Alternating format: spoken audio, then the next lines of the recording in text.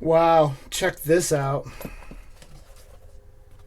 This is an old Russian revolver. Model 1895 Russia. Chambered in 7.62 by 38R.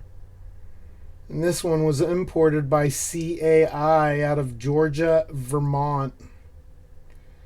Serial number on the import is 189528051.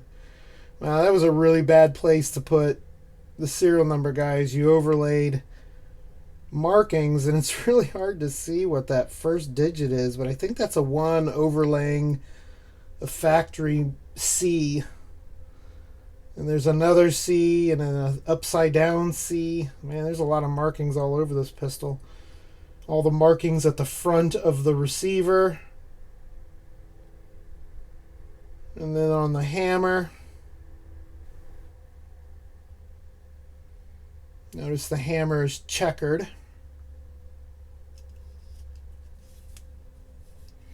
On this side of the receiver, on the side plate, we see a big star with an arrow pointing up.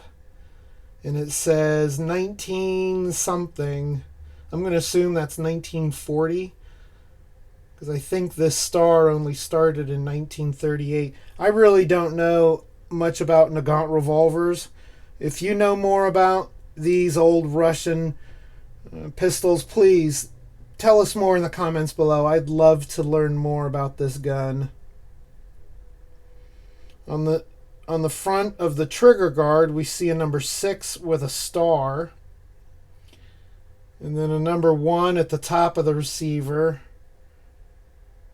And a partial marking on the hammer, maybe, and a partial marking on the trigger.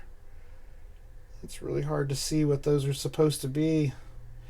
And then at the front of the receiver, we see 2 characters with a 770. I don't know if that was the original serial number or what.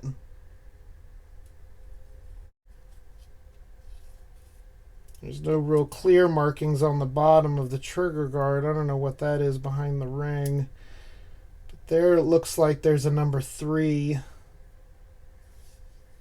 And these pistols are covered in markings. And then this holster is not original to the gun, I don't think. Or if it was just never really used. I mean, the gun doesn't look like it was ever used, but if you'll notice, the strap was never pulled forward enough to be able to lock it. Or maybe if this pouch was emptied. It looks like there's just a couple rounds of ammunition in here. This one's marked PPU 7.62 millimeter Nagant.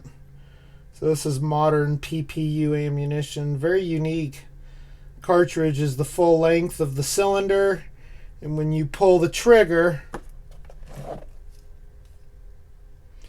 the cylinder moves forward and mates up with the barrel a little tighter. It's not nearly airtight like an automatic pistol is going to be, but I don't know what the usefulness of that is. A lot of people have silenced these, suppressed them, but I don't know. I don't know if I'd spend the time or the money doing something like that. This is a really cool old revolver. Double the coolness is that we have a second Nagant revolver. And this one looks like it's from 1926, so it's much earlier. Marked CCCP. Now, I'm not sure who made these pistols. I assume maybe this one was made by Tula.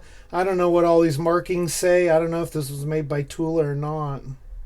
There's a star on the hammer, a star on the trigger guard, and then some markings on the trigger.